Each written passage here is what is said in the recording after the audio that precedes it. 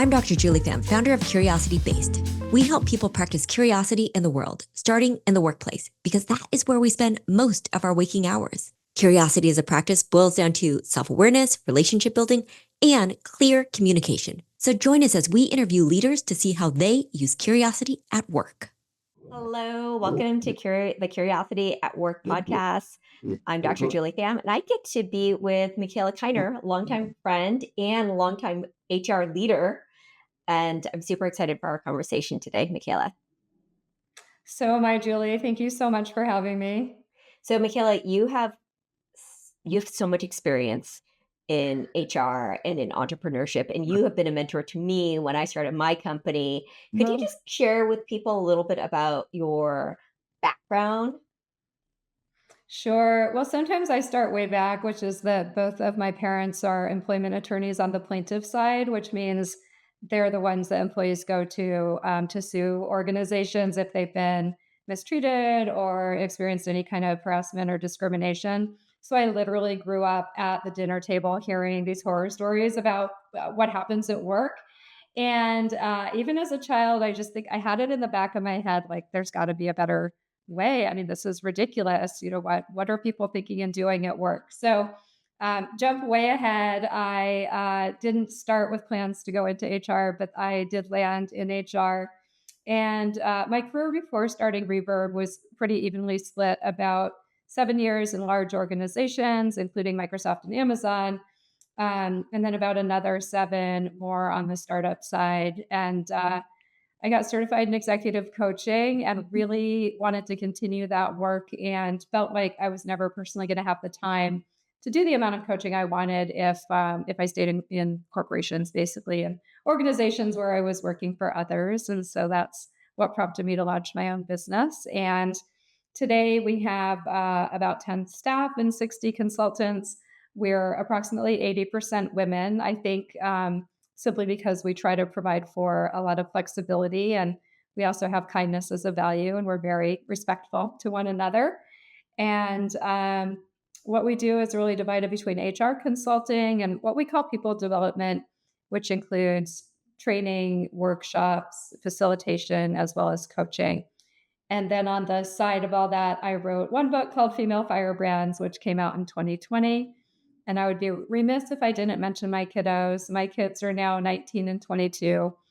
And even though they're older, they still need your time and resources. So I thought it was just when they were little, but no, and they still talk to me. So it's great.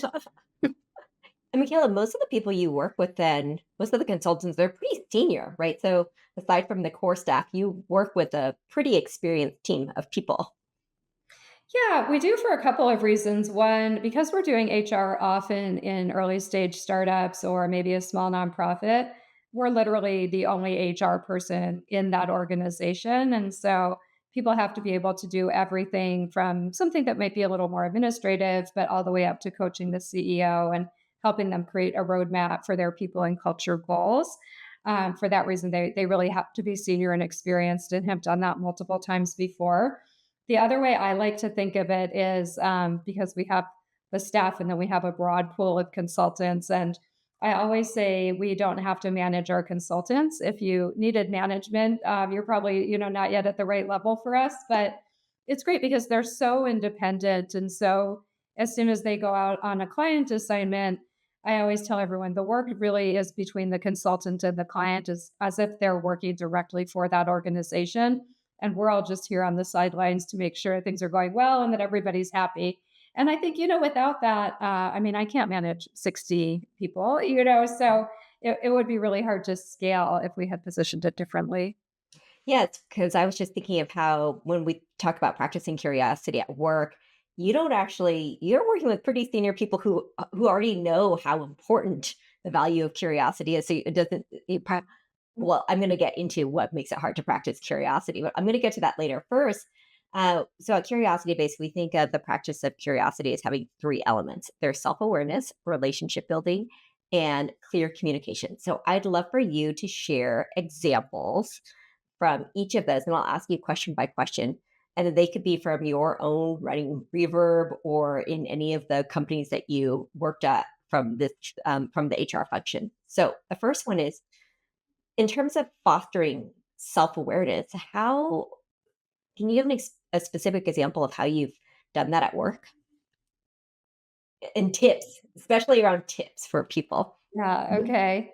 Well, I think self-awareness comes in many forms, right? And one, what makes us more self-aware is often giving and getting feedback, right? Being open to receiving feedback, which really is modeled also by giving it and by asking. And I followed the lead of some of my team members who really excel at this. So I have one colleague, especially I find when people are new and they're self aware. And so they have a lot of curiosity about how am I doing in my role? Am I doing well? Am I doing, what you expect and the way you expect?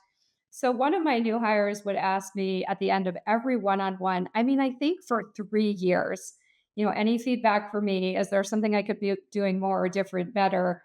And I just thought, oh, that's such a great habit. And, you can ask it at whatever frequency or in whatever situations are appropriate. But I was just impressed, right? And it let me know that she's very open to feedback. And I thought, well, I can do more of that because I want to show people, that I'm open as well, especially as the person who founded the organization. People aren't always comfortable. They might have come from backgrounds where you don't give that kind of upward feedback. And, it's really important to me to receive it. So I tried to model her. Another one of my team members used to ask me this question again when she was newer. So I think there's just something in there when you're new to a company or new in role. And she would always say, what could I have done to make this 10% better?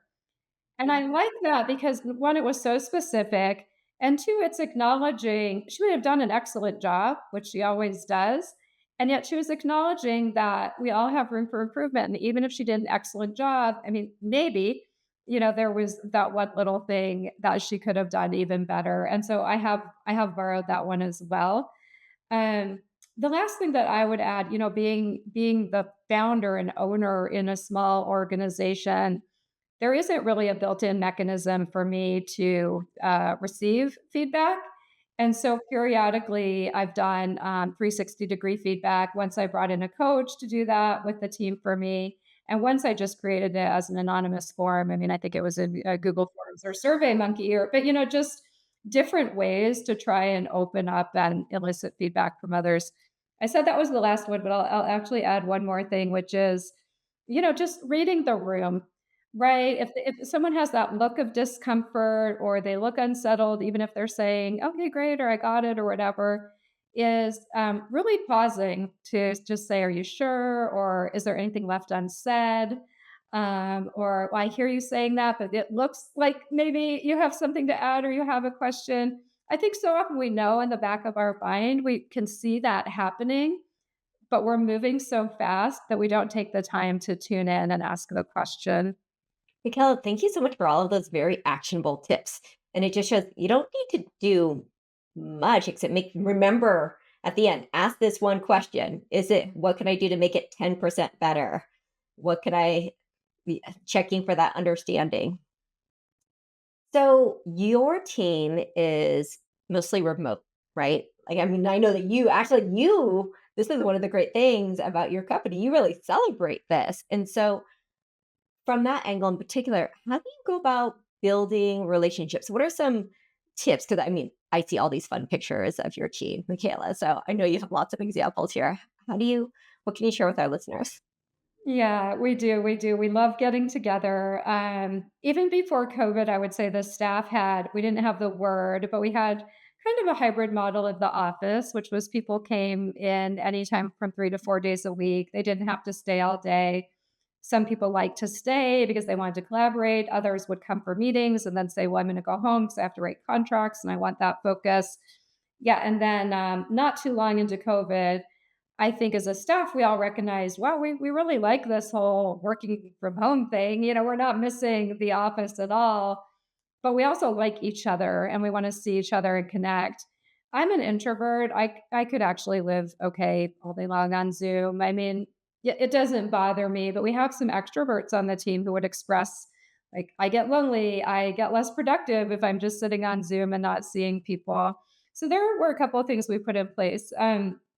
One was for certain meetings, we get together in person. Usually the bigger meetings that involve long conversations, ours would be like quarterly business review, and we do semi-annual strategic planning.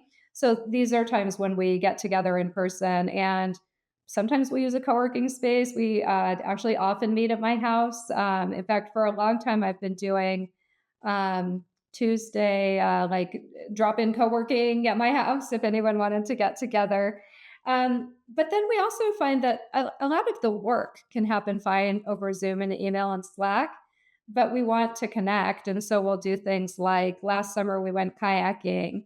And this summer, we're going to invite the whole team, including all the Seattle consultants, to do a summer walk around Seward Park.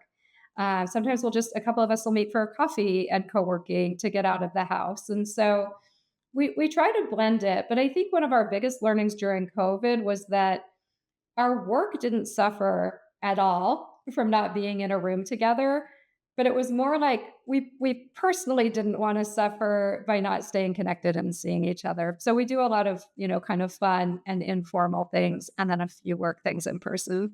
Because I mean, Michaela, you actually model the ability to work remotely. Because I mean, you're away 4 months of a year, right? So Yeah, it was so hard. It was so hard for me because my youngest had graduated college. So it was the first time with no kids in the house. And I'd been planning this for a couple of years.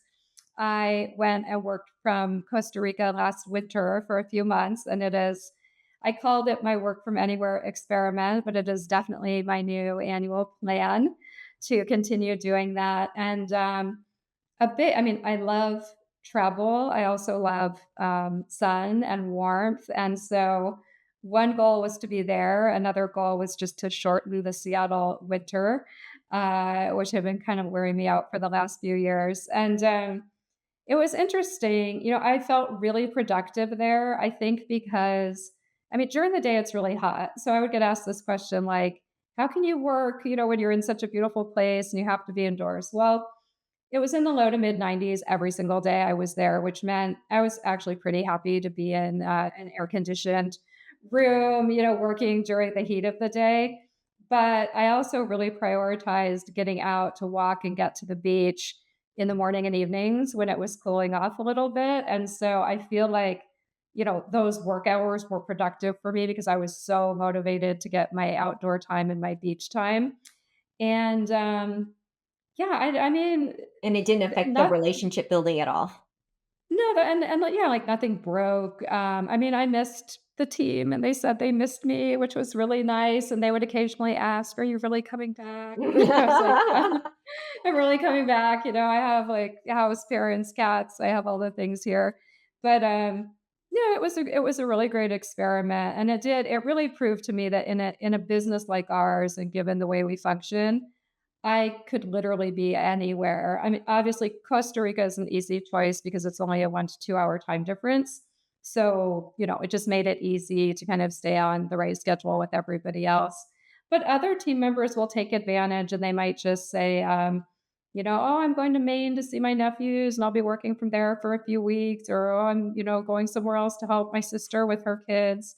We used to have one colleague that would go to Bali every winter, and it works fine. I think if people are disciplined and care about their work, which they are and do, then yeah, it really doesn't make a difference anymore where you are. Again, in our industry, which is services, so that's a benefit that we have.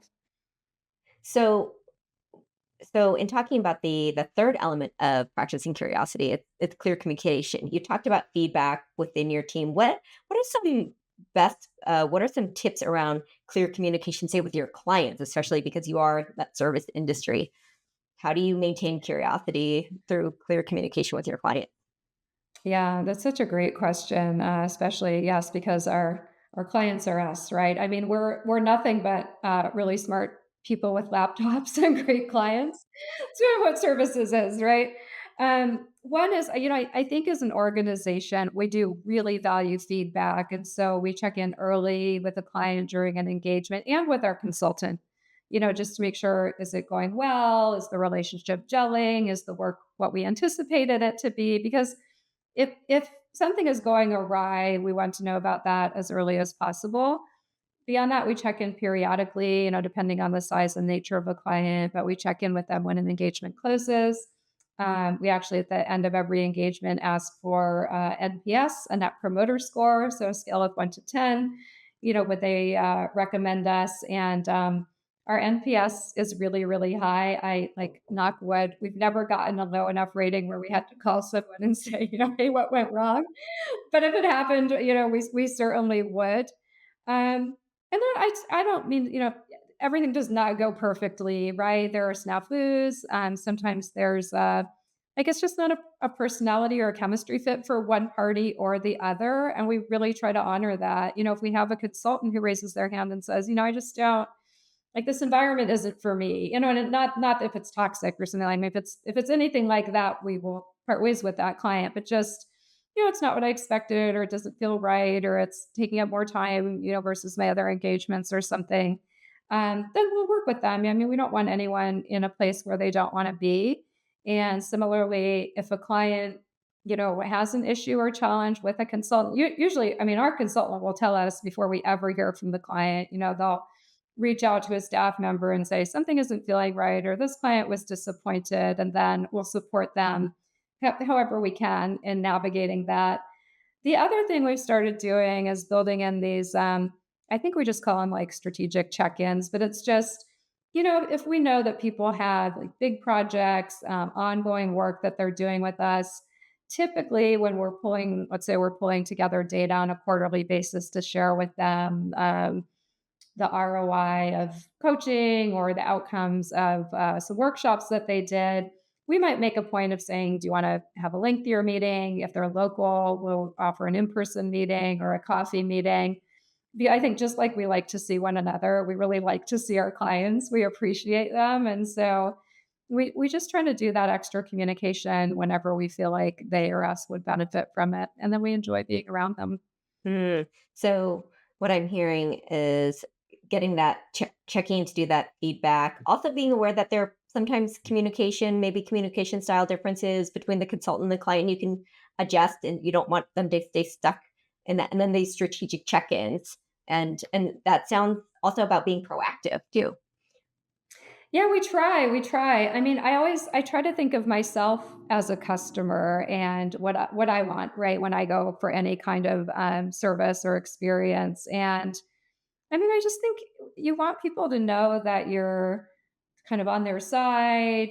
You're doing the best. If something goes wrong, that you are going to be as proactive as possible and work your hardest to fix it, and that you're going to be fair and transparent. Are the things I think of, and I mean, we also need to be up to date, right? We need to be really current and innovative because, again, if I'm using a service and then I start hearing, oh, well, this thing over here is like way better and more modern, and they're doing more, they're adding more value. I'm like, well, I'm going to go over there. I mean, why wouldn't I? And I think our clients are the same. I mean, they're savvy, so we want to be at least one step ahead of them, and we don't want to take them for granted. I was having this conversation earlier with one of our team with a client that we've been doing some programs over the past year or two, and she was saying, I want to mix it up for them. I want to come with ideas for next year that are different and better than what we're doing this year because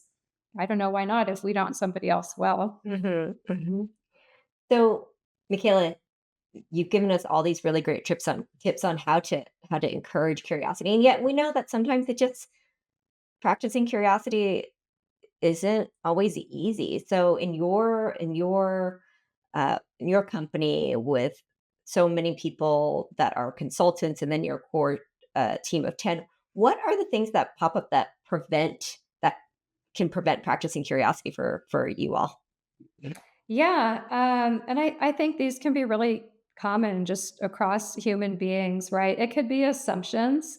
We all make assumptions. It's just how our brain works. I mean, we have to make certain assumptions to make sense of the world.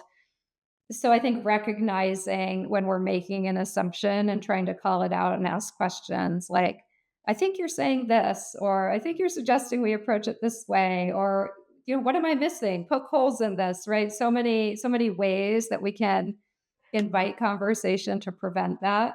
I can imagine that being particularly the case because you're your consultants are so senior. So they've seen so many things, right? And so you were saying earlier how it's actually the people who are newer to the company who are asking these fresh questions. And so sometimes I wonder if it's just I know this, and this, and so yeah, I can. Would you say that's the case, or have you witnessed that? I mean, sometimes I think I'm the guilty one, because I can come into something really opinionated, and I've tried to do a better job. Like, I might have a very strong belief that something is the right idea or it's going to work, and when I know that I'm feeling that way, I also try really hard to say, "This isn't the best or the only solution," or, I'm not, like, fixated on doing this, and I can give you an example. There was a recent, trying to think what we are gonna call it, but we were thinking of creating sort of like a Reverb advocate, ambassador program, right? Maybe, people who, refer business to Reverb could learn more about us and, get some percentage of that. And, if you're in sales or marketing, which I'm not, it sounds like, "Oh, a lot of people do that. Sounds like a good idea." And, it seemed smart to me, and I shared it with the team, and there were some real concerns on the team that, "Well, do we need that because the people who, value our business refer us anyway? And would it almost cheapen the experience and the interaction of referring?" And I said, "Well, I have no idea. It's a great question." I asked 2 people who frequently refer business to us, and that was exactly they were like, "That would not do anything for me, like, I refer you for other reasons." And so we just, we didn't go forward with that program. But if you had asked me to bet going in, "Was this a good idea? Would we probably do it?" I think I would have said, "Yeah, like, it seemed made sense to me." Um, on the consultant side, what I love is we get our different groups together 3 or 4 times a year. So the HR consultants versus the coaches and facilitators in their own cohorts. And we have meetings that are a combination of just sort of connecting and us sharing updates and information, and then us just hearing from them about their experience or what they're seeing out and about in the world with clients. And I find that they're actually, and I think it is because they're seasoned and mature, is that they're really open. So you might think, "Oh, that experience makes them," and maybe because they're coaches and HR people lend something to it, but they're super open and they'll be just like suggesting and asking one another and learning from each other. And then, I mean, I learn from them every time I join those meetings. And it's really, I think they're humble. I think that's not a named reverb value, but I do think humility is something that we probably unconsciously hire for. And so we'll have people with 20 plus years of experience and they're saying, "Well, I don't know if this is the right approach, but like, what if we tried this thing?" And they're great and they're creative. And I mean, we've solved problems in those meetings that we might just bring something up for discussion. And one of them will say, "Well, years ago I saw this or that." Like, we literally ended up changing how we price coaching out of one of those conversations. And someone just said, "Well, here's something I've seen." And I was like, "Oh, that's totally the solution that we didn't know we were looking for." And we adopted it immediately. So they're great. So it sounds also just the nature of the work of HR and coaching, and also you got a really great bunch of people too. So Yeah, I mean, you know this because you have a team, right? It is all about who you hire, and I always say that it's services. I mean, we're nothing but people, so they have to be excellent. And I think we're just so fortunate of the people who have chosen to work with Reverb, and that we have such amazing, talented folks. Most of our team, not all, but most of our team are in the greater Seattle area, and, there are just a lot of really incredible people here with amazing backgrounds. Mhm. So last question for you is what's a kind of go-to resource for you in terms of inspiring curiosity for you personally? Doesn't have to be work related, could be anything. Yeah.